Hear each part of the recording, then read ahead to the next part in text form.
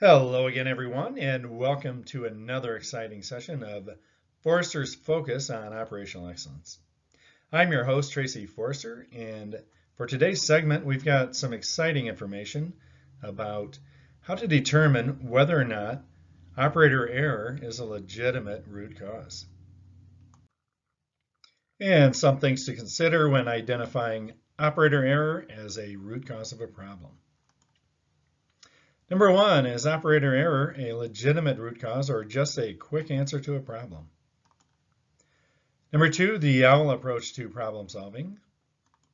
And number three, how can we know if operator error is an acceptable conclusion to some problems?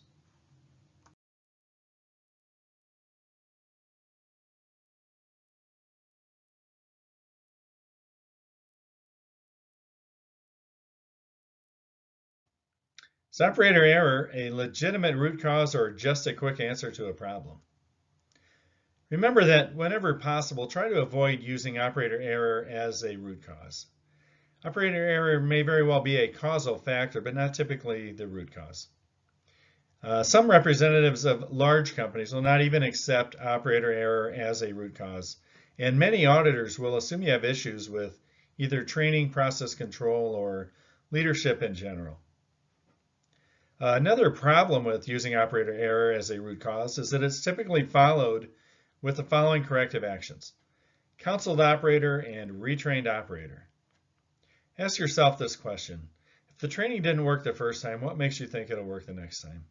This seems to serve to reinforce that poor problem solving and root cause analysis often leads to poor corrective actions.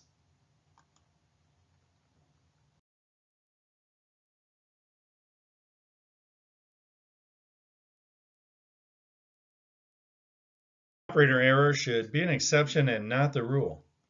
If your Pareto diagram of problem categories looks like the top Pareto on the left, it won't get a lot of notice because the improvement process will not likely ever get to the last bar on the Pareto. If your Pareto diagram of problem categories looks like the bottom Pareto, then there's an issue with poor problem solving. The OWL approach to problem solving. Who? Who caused the problem? Who didn't follow the process? Who didn't catch it earlier? Who didn't report it earlier? Whose fault is it? Remember, there's a reason it's called a 5 why analysis and not a 5 who analysis.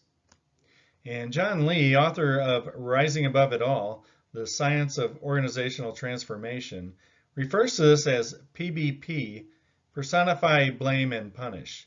And I can't think of a better way to identify what that process is when the focus becomes about who and not why.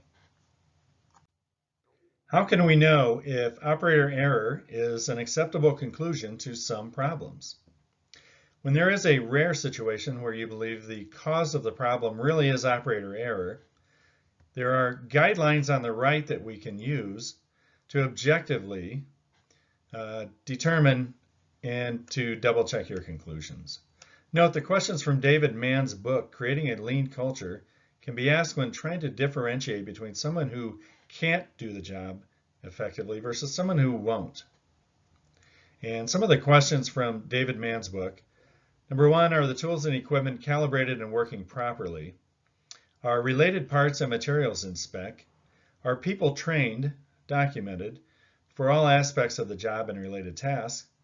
Are performance expectations clear and documented? Is there regular feedback on performance? And remember, one of the keys to this is when used objectively. And another short couple of questions is called the short loop accountability process. And the three questions are, number one, is there a standard? And this could be any kind of standard. It could be a process, a work instruction, a drawing, a template, a job aid, a fixture. Any number of things could be a standard. But is there a standard? Is it adequate and trained? Is it adequate? Is it working properly, calibrated? Is it trained? Has it been trained and documented training? And was it followed?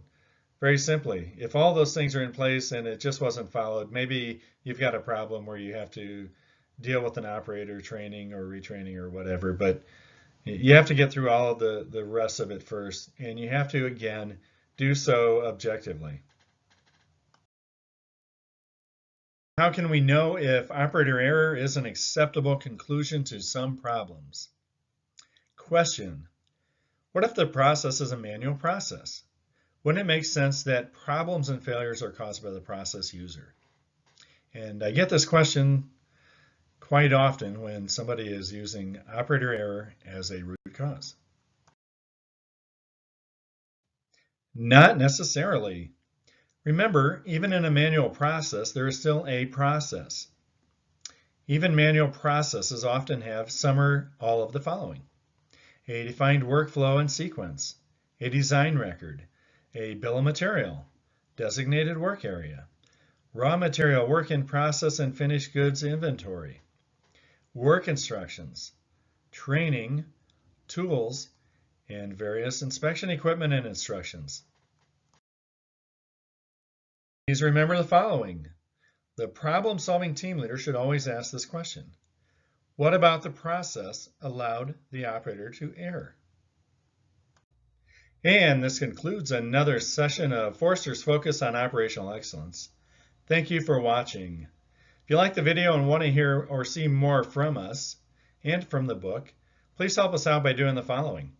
Hit the like button, click on the subscribe button to subscribe to our YouTube channel, tell your friends about us.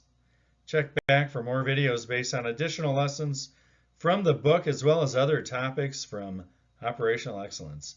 And if you're interested in the book, you can purchase it on Amazon.com.